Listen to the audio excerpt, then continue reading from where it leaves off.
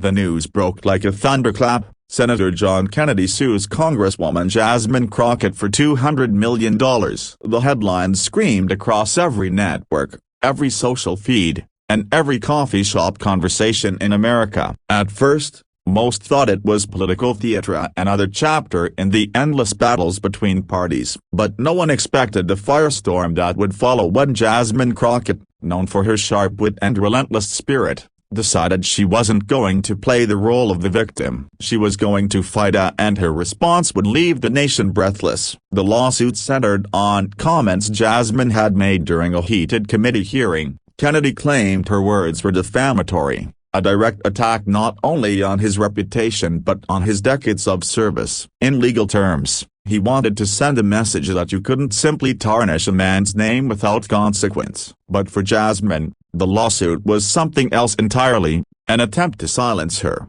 to intimidate her into compliance, to make an example out of a rising voice who refused to stay quiet.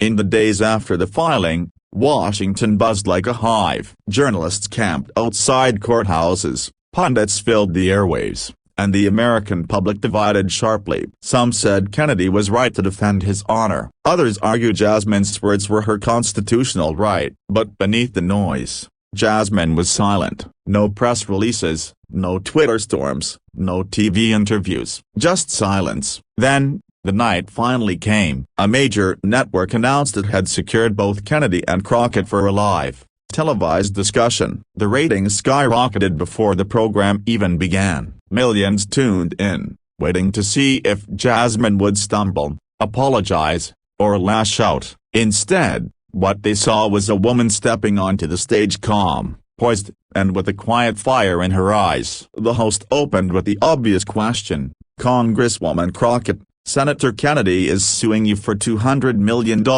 What is your response?" Jasmine leaned forward, her voice steady but tinged with emotion. "My response, Senator, you can sue me for every penny in the world, but you cannot sue me into silence. You cannot put a price tag on truth, and you cannot put a gag order on the people I was elected to represent." The studio went still. Kennedy, caught off guard, tried to interject, but Jasmine continued, her tone sharpening. "You see, this isn't about money. It's about power. It's about whether the voices of ordinary Americans, of people who struggle every day to put food on their table, to find affordable health care, to be heard in a system stacked against them, can be shut down by a lawsuit meant to scare them. If you win, it won't just be Jasmine Crockett who pays the price. It'll be every single American who ever dared to speak truth to power." Her words echoed, and even through the screen, viewers could feel the weight of them. Some in the audience nodded,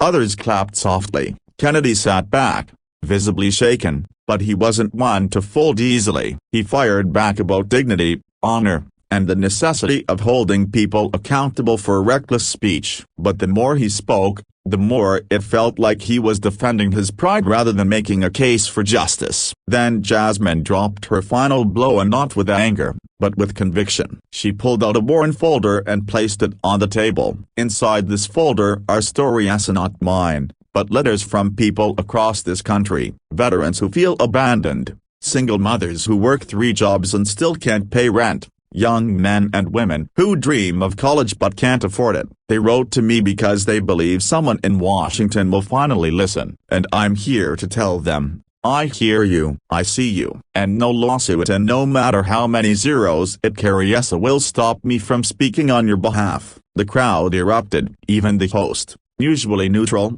struggled to hide emotion on his face. Kennedy sat silent, his usual wit and sharp tongue dulled in the presence of something bigger than politics, truth spoken without fear. By the end of the broadcast, social media was ablaze. Hashtags supporting Jasmine trended worldwide. Commentators admitted they had never seen such a poised and fearless response. What was supposed to be Kennedy's show of force had backfired, painting him as heavy-handed while elevating Jasmine into a symbol of resilience.